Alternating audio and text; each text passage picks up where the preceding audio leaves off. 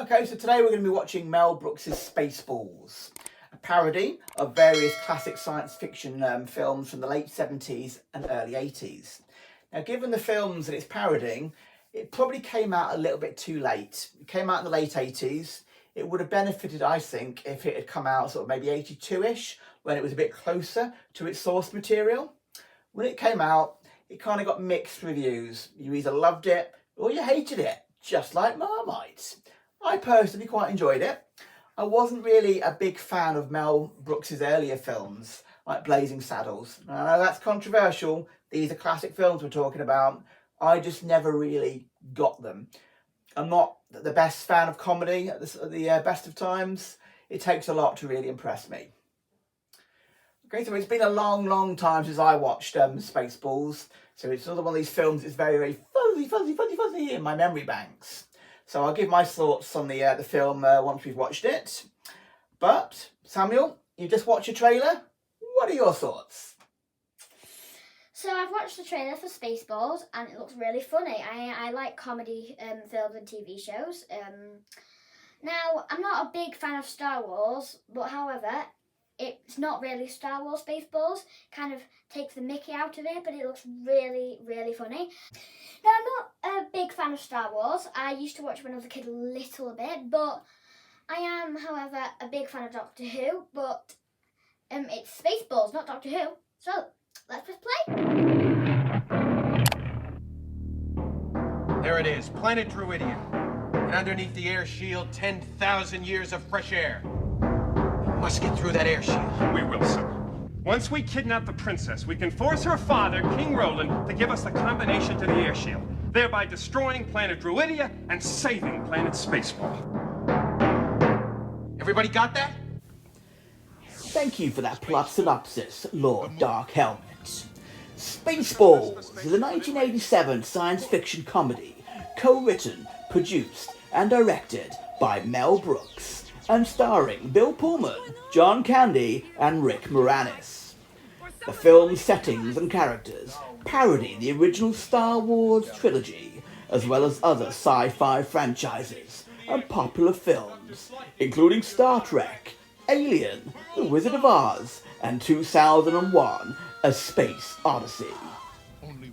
President Scrooge sends the evil Dark Helmet to complete the task with Spaceball 1. Before they arrive, Princess Vespa abandons her wedding and flees the planet in her Mercedes spaceship, and droid of honor, Dart Matrix. Along the way, we also encounter mercenary and Han Solo-like character, Lone Star, Wiz Barth, who accept a reward to retrieve the princess as they owe a large debt to Pizza the Hut. The film had an estimated $22.7 million budget, but grossed $38 million during its first run. And escape the clutches of Dark Helmet. I see your Schwartz is as big as mine. Abandon ship! Proceed to escape pods! What the hell's the matter with this seatbelt?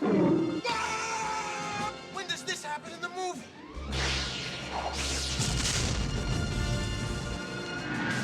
Gimme ball! Spaceballs, the movie. How do I know you're not making faces at me under that thing? And may the Schwartz be with you! Pizza the Hut! Well, if it isn't Lone Star and his sidekick, Puke. That's barf. Barf, Puke, whatever. Where's my money? Don't worry, Pizza. You'll have it by next week. No, I gotta have it by tomorrow. 100,000 space bucks? By tomorrow? 100,000? Ha ha ha! No way! You forgot late charges, which brings it up to 1 million space bucks. $1 million? I just watched Spaceballs. No, I just watched Spaceballs. I just watched Spaceballs. No, I just watched Spaceballs. I didn't know you were recording. You didn't see that, did you? No. No. Right, okay. Right then, so we just finished watching Spaceballs. Okay then, so it was a bit ploddy. The comedy didn't really hit in various places for me. I got where they were coming from, and I think really you have to be a bit of a science fiction fan to get a lot of the jokes. We had the Planet of the Apes at the end of the film. We had the recreation of John Hurt's alien chest buster from Alien. And we had the Transformers scene with the transforming into the maid. A lot of stuff that might go over your head if you haven't watched a lot of old classic films. Some pretty good performances. I enjoyed Rick Moranis and Bill Pullman. The princess was a little bit annoying, but then so was Leia in Star Wars. The effects, well, they weren't offensive. They were okay. Lots of model work which I quite enjoyed.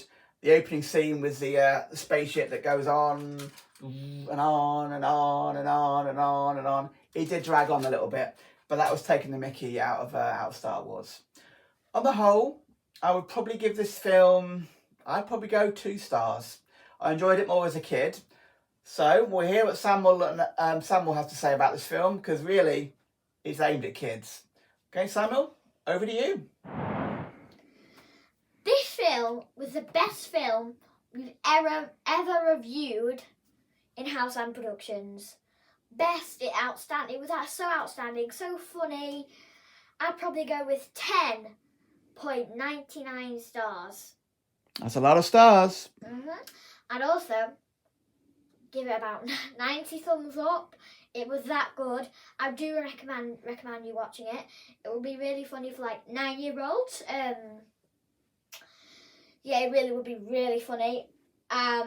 What was your favourite part of the film, Samuel? So, favourite part was probably the falling, the ship blowing up, the water, everything was probably my favourite part in that film. Do you think you might want to watch Star Wars now after watching that? Yeah, I promised that I would watch a bit of it, and I'll get back to you on Saturday, I guess.